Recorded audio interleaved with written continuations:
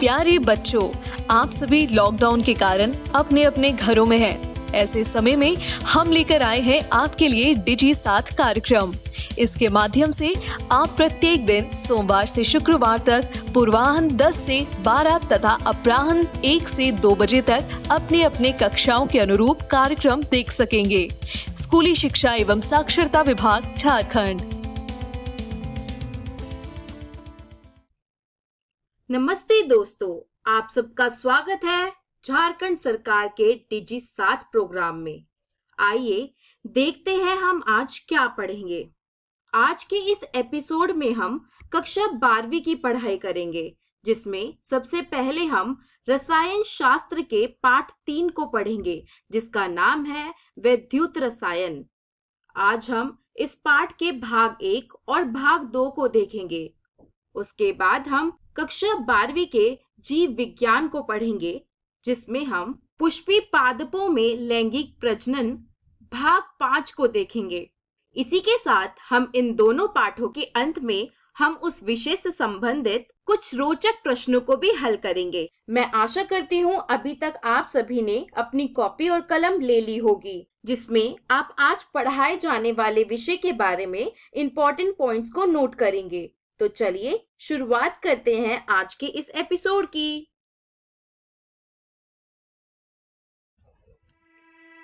नमस्कार दोस्तों, आज हम कक्षा 12वीं के रसायन विज्ञान का तीसरा अध्याय वैद्युत रसायन शुरू करने जा रहे हैं। तो पाठ को शुरू करने से पहले ये देखते हैं कि आज की इस वीडियो में हम कौन कौन सी चीजें पढ़ने वाले हैं। सबसे पहले हम परिचय पढ़ेंगे वैद्युत रसायन का। उसके बाद हम गैल्वेनी सेल के बारे में पढ़ेंगे। उसके बाद हम मानक हाइड्रोजन इलेक्ट्रोड के बारे में पढ़ेंगे। तो आइए शुरू करते हैं परिचय से। वैद्युत रसायन में रासायनिक प्रतिक्रिया के दौरान जारी ऊर्जा से विद्युत ऊर्जा के उत्पादन का अध्ययन होता है। इस पाठ में हम काफी सारे सेलों के बारे में पढ़ने वाले हैं, बैटरियों के बारे में पढ़ने वाले हैं। तो शुरू करते हैं पहले सेल से, जिसे हम कहते हैं गैल्वेनी सेल। तो आइए जानते हैं गैल्वेनी सेल क्या होता है। यह रासायनिक ऊर्जा को विद्युत ऊर्जा में परिवर्तित करता है। यह सेल गिब्स ऊर्जा को विद्युत कार्य में परिवर्तित करता है। यह गैल्वेनी सेल होता है। आइए देखते हैं गैल्वेनी सेल का चित्र। भी जो आपके सामने स्क्रीन पे आया वो गैल्वेनी सेल का चित्र है। आप देख सकते हैं चित्र में आपको 2 बीकर दिख रहे हैं। एक नीले रंग का बीकर है और एक ग्रे रंग का बीकर है। जो नीले रंग का बीकर है उसमें कॉपर के लवण का विलयन मौजूद है और जो ग्रे रंग का बीकर है उसमें जिंक के लवण का विलयन मौजूद है। नीले रंग के बीकर में कॉपर का इलेक्ट्रोड डला हुआ है और ग्रे रंग के बीकर में जिंक का इलेक्ट्रोड डला हुआ है। ये दोनों इलेक्ट्रोड आपस में तारों से जुड़े हुए हैं।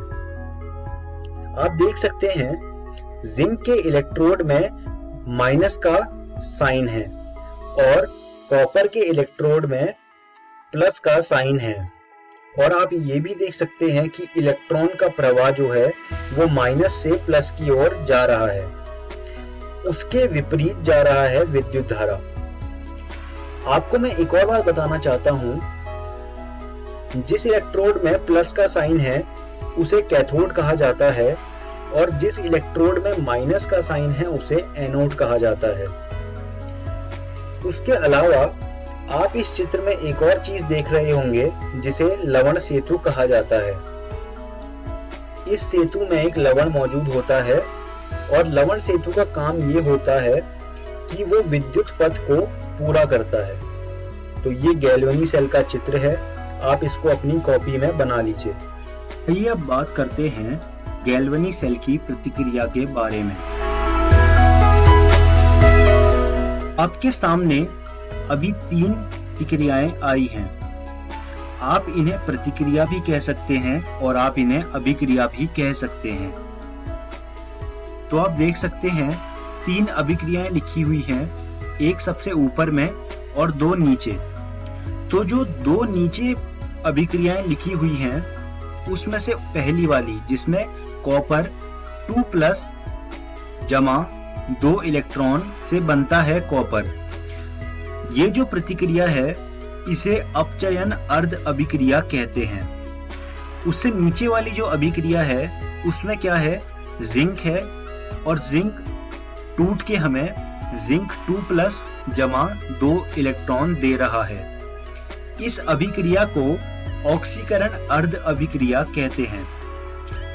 इन दोनों अभिक्रियाओं को अगर हम जमा कर दें तो हमें ऊपर वाली अभिक्रिया मिल जाती है जिसमें जिंक जमा कॉपर 2+ देता है जिंक 2+ जमा कॉपर। तो ये जो ऊपर वाली अभिक्रिया है वो नीचे वाले दोनों अभिक्रियाओं से ही मिलके बनी है। ये अब आगे बढ़ते हैं और बात करते हैं इलेक्ट्रोड विभव की।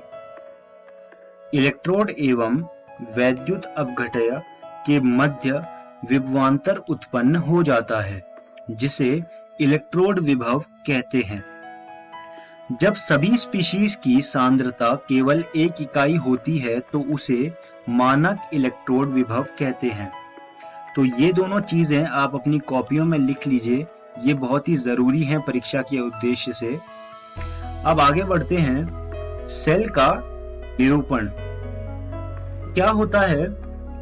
जब आपको प्रश्न आपके सामने आएगा, आपके सामने एक निरूपण लिखा होगा, उससे आपको पहचानना है कि कैथोड कौन सा है और एनोड कौन सा है। तो वही जानकारी मैं आज आपको देने जा रहा हूं। अभी हम ऐसा मान के चलते हैं कि तांबा और चांदी का सेल है, उसके लिए निरूपण निम्नानुसार होगा।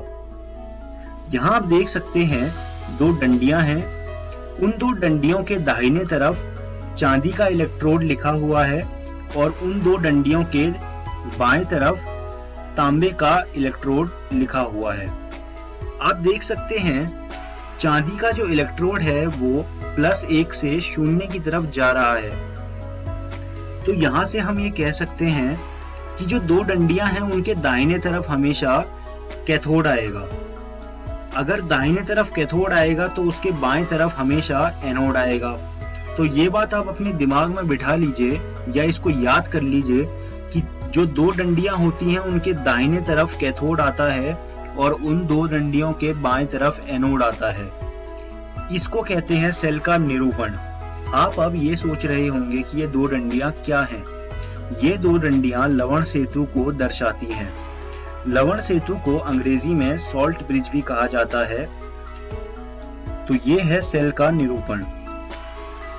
बात करते हैं इलेक्ट्रोड विभव की। गैल्वनी सेल के इलेक्ट्रोड विभव को निम्नानुसार निकाला जाता है। जो हमारा ई सेल होता है बराबर होता है ई राइट माइनस ई लेफ्ट के। राइट का मतलब दाहिना और लेफ्ट का मतलब बायां। तो अभी जो मैंने आपको निरूपण दिखाया था उसी के हिसाब से जो दाहिने तरफ हमारा इलेक्ट्रोड होगा हम उसका विभव पहले लिखेंगे, माइनस जो हमारा बाएं तरफ इलेक्ट्रोड होगा उसके विभव को बाद में लिखेंगे। तो ऐसे हम गैल्वनी सेल का विभव निकाल सकते हैं। अब बात करते हैं मानक हाइड्रोजन इलेक्ट्रोड की। एक मानक हाइड्रोजन इलेक्ट्रोड को सभी तापमान पर 0 विभव निर्दिष्ट किया जाता है। इसका उपयोग अन्य सेल के मानक इलेक्ट्रोड विभव को खोजने के लिए किया जाता है। हम आमतौर पर किसी एक इलेक्ट्रोड का विभव नहीं निकाल सकते, तो इलेक्ट्रोड का विभव निकालने के लिए हमें मानक हाइड्रोजन इलेक्ट्रोड की जरूरत पड़ती है। तो ये होता है मानक हाइड्रोजन इलेक्ट्रोड। अब हम इस वीडियो के अंत में आ गए हैं। आइए जानते हैं कि हमने आज की इस वीडियो में क्या क्या सीखा। सबसे पहले हमने इस पार्ट का परिचय पढ़ा, उसके बाद हमने गैल्वनी सेल के बारे में पढ़ा और आखिरी में हमने मानक हाइड्रोजन इलेक्ट्रोड के बारे में पढ़ा। मैं उम्मीद करता हूं आपको मेरी पढ़ाई हुई सारी बातें समझ आई होंगी और मैं आपको ये सुझाव दूंगा कि आप ये सारी चीजें रसायन विज्ञान की NCERT भाग 1 से कर लीजिए। और इस पर आधारित कुछ प्रश्न भी हल कर लीजिएगा। अगली वीडियो में हम नस्ट समीकरण से शुरुआत करेंगे। उसके बाद हम साम्य स्थिरांक और गिब्स ऊर्जा के बारे में पढ़ेंगे और आखिरी में हम चालकता सेल के बारे में पढ़ेंगे। धन्यवाद दोस्तों।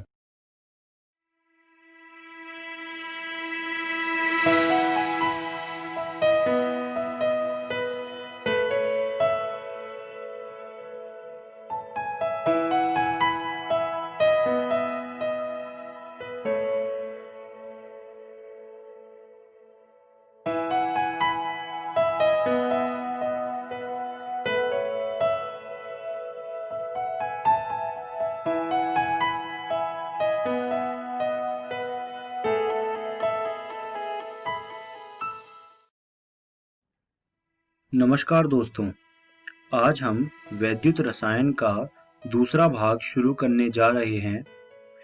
आइए देखते हैं कि आज की इस वीडियो में हम कौन-कौन से विषयों पर बात करने वाले हैं। सबसे पहले हम नस्ट समीकरण के बारे में बात करेंगे। उसके बाद हम साम्य स्थिरांक और गिब्स ऊर्जा के बारे में बात करेंगे और आखिरी में हम चालकता सेल के बारे में बात करेंगे। तो आइए शुरू करते हैं नस्ट समीकरण से। देखिए क्या होता है, ये समीकरण जो है वो इलेक्ट्रोड विभव निकालने के लिए होता है। इसका उपयोग तब किया जाता है जब उपयोग की जाने वाली स्पीशीज की सांद्रता एक इकाई नहीं होती। हमने पिछली वीडियो में जो तरीका देखा था इलेक्ट्रोड विभव निकालने का, वो तब काम आता है जब जो हमारी स्पीशीज होती हैं उनकी सांद्रता एक होती है। लेकिन उन परिस्थितियों में जहां पर स्पीशीज की सांद्रता एक इकाई नहीं होती, उसके लिए हमें नस्ट समीकरण का उपयोग करना पड़ता है। तो ये देखते हैं नस्ट समीकरण क्या होता है। एक अभिक्रिया अभी आपके स्क्रीन पे आई है। Small a capital A plus small b capital B देता है small c capital C plus small d capital D। तो ये एक सामान्य रसायन अभिक्रिया है। इसके लिए अगर मुझे नस्ट समीकरण लिखना है तो वो मैं कुछ इस प्रकार लिखूंगा। अब देख सकते हैं जो मेरा E सेल होगा वो बराबर होगा E नॉट सेल के।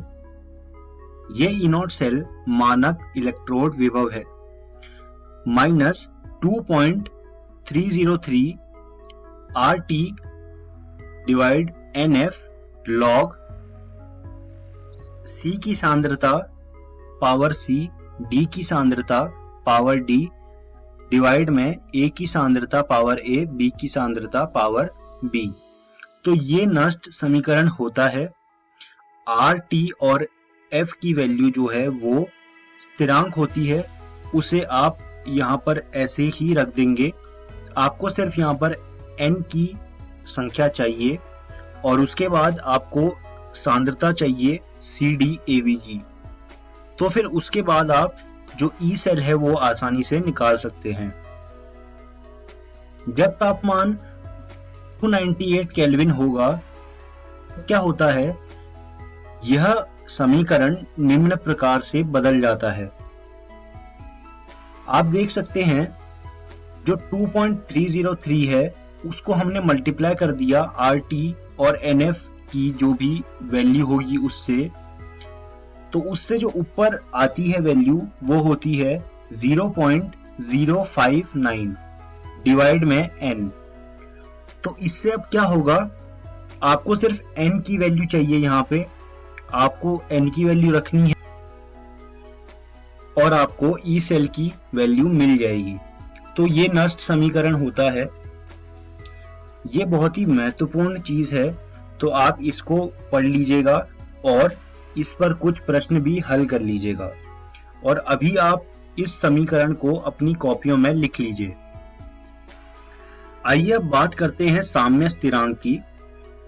तो साम्य की स्थिति पर जो ई सेल होगा वो 0 के बराबर होगा, इसलिए नस्ट समीकरण बदल जाता है और वो कुछ ऐसा हो जाता है। ई नॉट सेल बराबर 2.303 RT upon NF log K। आपको RTNF और E0 सेल की वैल्यू यहाँ पर पता होनी चाहिए। अगर आपको ये सारी वैल्यूज पता होंगी तो आसानी से आप K की वैल्यू निकाल लेंगे, जो कि साम्य स्थिरांक है। तो इस तरह से हम नष्ट समीकरण से जो साम्य स्थिरांक है उसकी वैल्यू भी निकाल लेते हैं। उसके बाद बात करते हैं गिब्स ऊर्जा की। तो नष्ट समीकरण से हम गिब्स ऊर्जा भी निकाल लेते हैं। गिब्स ऊर्जा और E0 सेल के बीच निम्न संबंध है, डेल्टा G0 बराबर माइनस NF E0।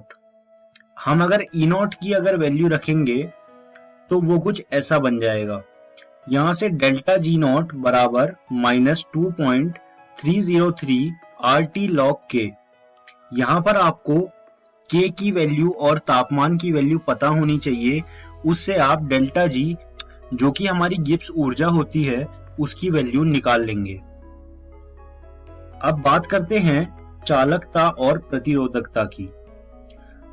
आप अभी स्क्रीन के सामने एक चीज देख रहे होंगे, R बराबर रो L अपॉन A, जहां पर रो जो है वो प्रतिरोधकता होती है। अगर हम इस समीकरण को उल्टा कर दें तो ये कुछ ऐसा बन जाएगा, G बराबर kappa A upon L। G की वैल्यू 1 अपॉन R होती है, तो हमने R को 1 अपॉन R किया तो वो G बन गया, और कप्पा की वैल्यू 1 अपॉन रो होती है, तो हमने रो को उल्टा करके 1 अपॉन रो किया तो वो कप्पा बन गया। तो यहां से G बराबर कप्पा A अपॉन L हो गया। यहां पर कप्पा जो है वो चालकता कहलाता है और G जो है वो चालकत्व कहलाता है। आयनिक विलयन की चालकता को प्रभावित करने वाले कारक। तो आइए जानते हैं कि वो कौन कौन से कारक हैं जो आयनिक विलयन की चालकता को प्रभावित करते हैं। सबसे पहला कारण है विद्युत अपघट्य की प्रकृति। दूसरा कारक है उत्पन्न आयनों का आमाप एवं उनका विलायक योजन। तीसरा कारक है विलायक की प्रवृत्ति एवं इसकी श्यानता। चौथा कारक है विद्युत अपघट्य की सांद्रता। पांचवा कारक है ताप। तो ये सारे कारकों को आप अपनी कॉपियों में लिख लीजिए और इन्हें याद भी कर लीजिएगा, क्योंकि ये परीक्षा में पूछे जा सकते हैं। आइए अब आगे बढ़ते हैं। चालकता सेल। किसी भी आयनिक विलयन की अगर हमें चालकता निकालनी है तो उसके लिए हमें चालकता सेल की जरूरत पड़ती है। चालकता सेल में आप देख सकते हैं बीच में एक ट्यूब होती है जिसके अंदर हम आयनिक विलयन भरते हैं, और ट्यूब के आखिरी में हमें 2 प्लेटिनीकृत प्लेटिनम इलेक्ट्रोड मिलते हैं और उनको हम तारों से जोड़ देते हैं। आयनिक विलयन की चालकता को मापने के लिए इसका इस्तेमाल किया जाता है। R बराबर रो L अपॉन A बराबर L अपॉन कप्पा A। हम इस समीकरण का इस्तेमाल करते हैं चालकता सेल में हम इस समीकरण का इस्तेमाल करते हैं। हमें आखिरी में कप्पा की वैल्यू निकालनी है, तो अब हम देखेंगे कि हम कप्पा की वैल्यू कैसे निकालते हैं। होता क्या है, L अपॉन A जो है वो बदलेगा नहीं, तो हम उसे G स्टार कहते हैं। तो अगर हमने L अपॉन A को G स्टार कहा तो इससे R बराबर G स्टार अपॉन कप्पा हो जाएगा। उसके बाद हम R को 1/G लिख सकते हैं, तो 1/G बराबर G स्टार अपॉन कप्पा। तो इससे हमारे पास G स्टार बराबर कप्पा आ जाएगा। अब हम G कैसे निकालेंगे? तो G निकालने का तरीका है, हम चालकता सेल को एक व्हीटस्टोन ब्रिज में लगा देंगे। व्हीटस्टोन ब्रिज को आप अपने भौतिकी में पढ़ेंगे, तो अभी मैं उसके बारे में यहाँ बात नहीं करता। तो अगर आप व्हीटस्टोन ब्रिज में अपना चालकता सेल लगाएंगे तो उससे क्या है, आप वहां से R की वैल्यू निकाल लेंगे। तो उसके बाद आप क्या करेंगे, कप्पा बराबर G स्टार अपॉन R। तो आपको जी स्टार की वैल्यू पता है, आपको आर की भी वैल्यू पता है, आपको कप्पा पता लग जाएगा। तो इस तरह से हम चालकता सेल से किसी भी आयनिक विलयन की चालकता निकालते हैं। अब हम इस वीडियो के अंत में आ गए हैं। आइए देखते हैं हमने आज की इस वीडियो में क्या सीखा।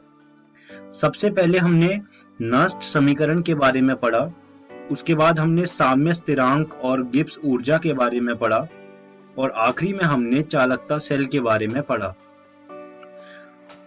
मैं उम्मीद करता हूं आपको मेरी पढ़ाई हुई चीजें समझ आई होंगी, और आपको ये सुझाव देना चाहता हूं कि आप इन सब चीजों को अपनी रसायन विज्ञान भाग 1 एनसीईआरटी से पढ़ लीजिएगा और इन पर आधारित कुछ प्रश्न भी हल कर लीजिएगा। अब बात करते हैं कि हम अगली वीडियो में क्या देखने वाले हैं। तो अगली वीडियो में हम मोलर चालकता के बारे में पढ़ेंगे, और फिर हम प्रबल विद्युत अपघट्य के बारे में पढ़ेंगे, और हम दुर्बल विद्युत अपघट्य के बारे में पढ़ेंगे। धन्यवाद दोस्तों।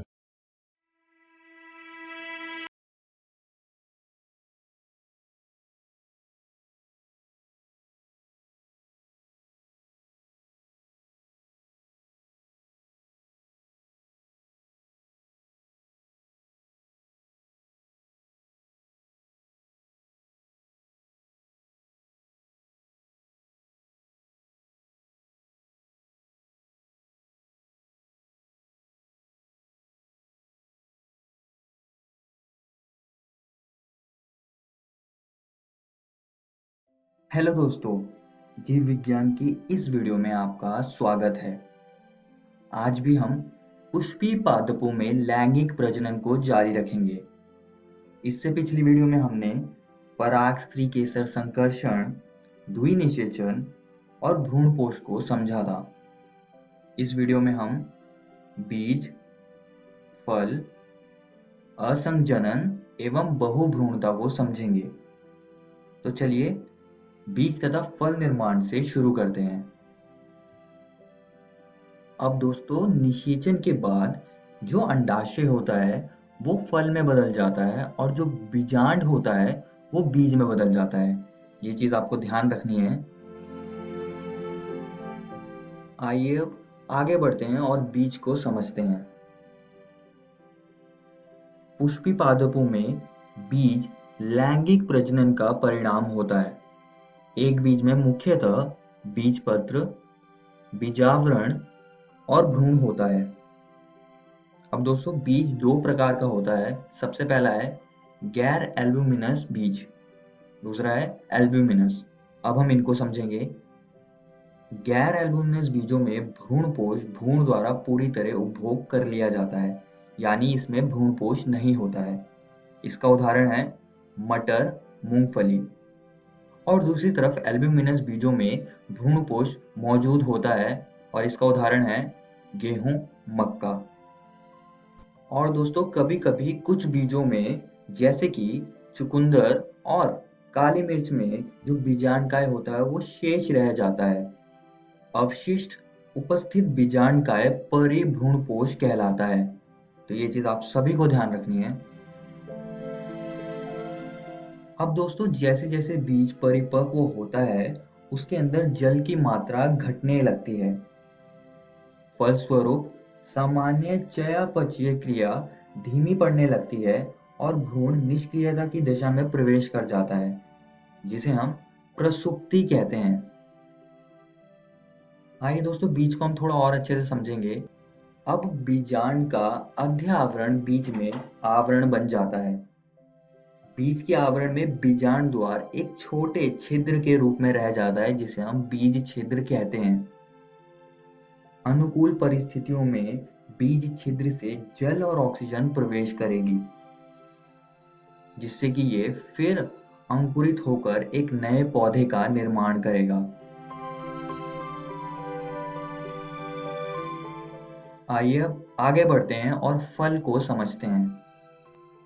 जरा यहाँ पर देखिए, यह एक फल का चित्र है, और जो अंडाशय की दीवार होती है वो फल भित्ति में विकसित हो जाती है, जिसे हम अंग्रेजी में पेरिकार्प कहते हैं। अब ये फल भी कई प्रकार के होते हैं। तो अब हम उनको समझेंगे। तो जो सबसे पहला प्रकार है उसे हम कहते हैं आभासी फल, जिसका उदाहरण है स्ट्रॉबेरी। इस प्रकार के फलों की रचना में पुष्पासन भी महत्वपूर्ण भागीदारी निभाता है। मतलब कि अंडाशय और पुष्पासन साथ में मिलकर फल की रचना करते हैं। तो ये चीज आप सभी को याद रखनी है। इसका अगला प्रकार है वास्तविक फल, जिसका उदाहरण है आम। इस प्रकार के फल केवल अंडाशय से विकसित होते हैं। तीसरा इसका प्रकार है अनिषेक जनित फल, जिसका उदाहरण है केला। ये फल बिना निषेचन के विकसित होते हैं। दोस्तों, आपको इन सभी फलों के प्रकार और हर एक प्रकार का एक ना एक उदाहरण तो याद ही रखना है। आइए अब आगे बढ़ते हैं और असंजनन एवं बहुभ्रूणता को समझते हैं। कुछ पुष्पी पादपों में बिना निषेचन के ही बीज पैदा करना असंजनन कहलाता है। और दूसरी ओर अगर प्रत्येक बीजांड में अनेक भ्रूण होंगे तब हम इस अवस्था को बहुभ्रूणता कहते हैं। ये चीज आप सभी को याद रखनी है। असंजनन का उदाहरण है एस्टरेशिया फैमिली के सदस्य और बहुभ्रूणता का उदाहरण है आम। यहाँ पर दोस्तों आपका अध्याय पुष्पी पादपों में लैंगिक प्रजनन समाप्त होता है। इस वीडियो में हमने बीज के बारे में पढ़ा, हमने फल के बारे में पढ़ा और साथ ही में हमने असंजनन एवं बहुभ्रूणता को भी समझा।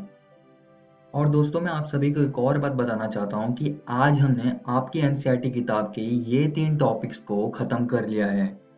आप इनको जरूर घर से किताब से पढ़कर आइएगा। अगली वीडियो में हम इस अध्याय से संबंधित अभ्यास प्रश्नों को समझेंगे। धन्यवाद।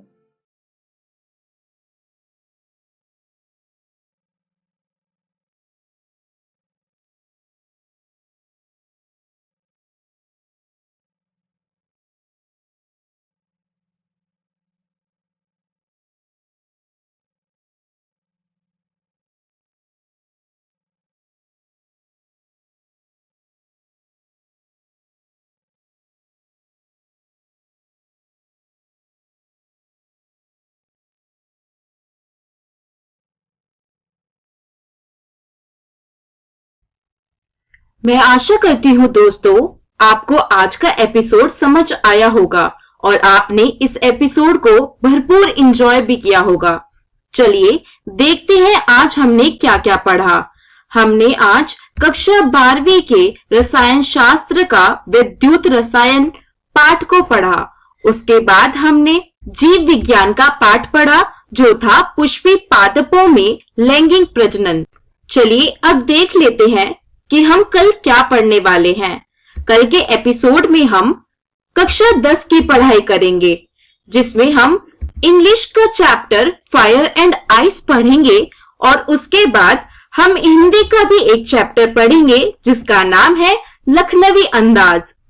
पुनः प्रसारण हेतु महत्वपूर्ण सूचना, अभी के देखे गए एपिसोड का पुनः प्रसारण ठीक 3 बजे इकोवेशन के YouTube चैनल पर होगा। YouTube पर DG7 इकोवेशन सर्च करके आप इस तक पहुंच सकते हैं। आज का एपिसोड देखने के लिए धन्यवाद।